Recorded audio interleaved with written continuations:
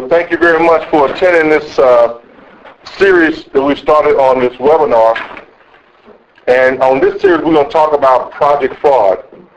And I always say project fraud is the real risk that project managers face today. But before I do that, on the call here, we were booked up. So I want you to stop me and ask questions along the way. Now, let me tell you how I do this for those that are new to my webinars. I have your name right here in front of me. If you don't ask me questions, I'm going to ask you some. Fair enough? Sure. Okay. So, does project fraud, does project fraud make you nervous? Sometimes, yes, obviously. Yeah. Why does it make you nervous? Any fraud, you have to be alert. Otherwise, you'll be taken for a ride. And the project will be a failure as a result of that.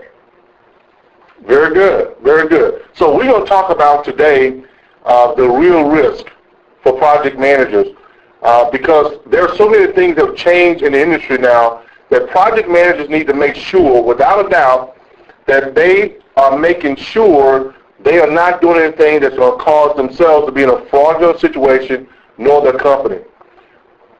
So here's what we're going to talk about as we take a look at this, because fraud is something now that has become big out there in the industry.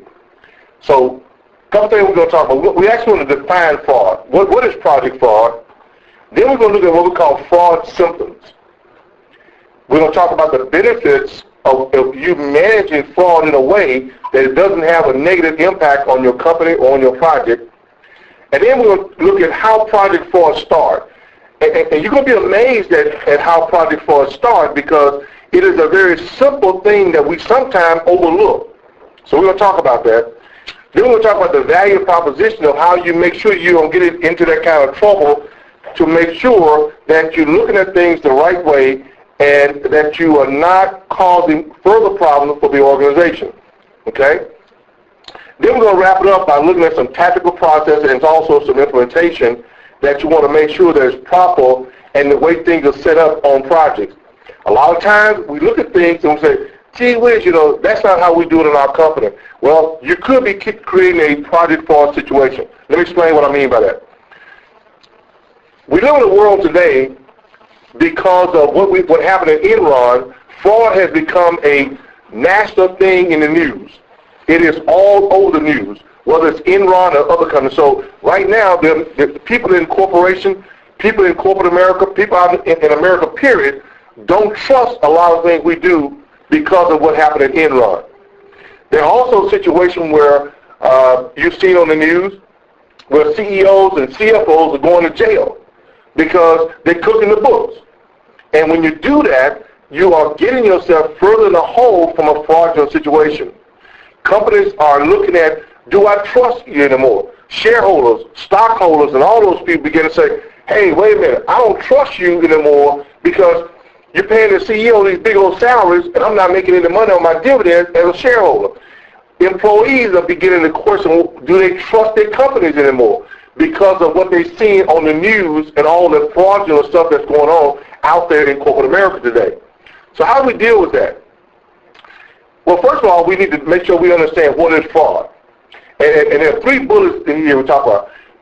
Misrepresentation of a project mission or progress to secure project financing is fraudulent. Now, let me break that down for us as project managers. When we are told that we need to put together a statement of work, when we're told that we need to put together an estimate for our project, and we begin to put in all kinds of fudge numbers in there, we're going to pad our guesstimate because we're going to make sure we protect ourselves. Well, let me tell you something. When you do it that way, it is considered to be fraud. You say, wait a minute, Frank, that can't be fraud. I'm just trying to make sure I've got enough money to do the project.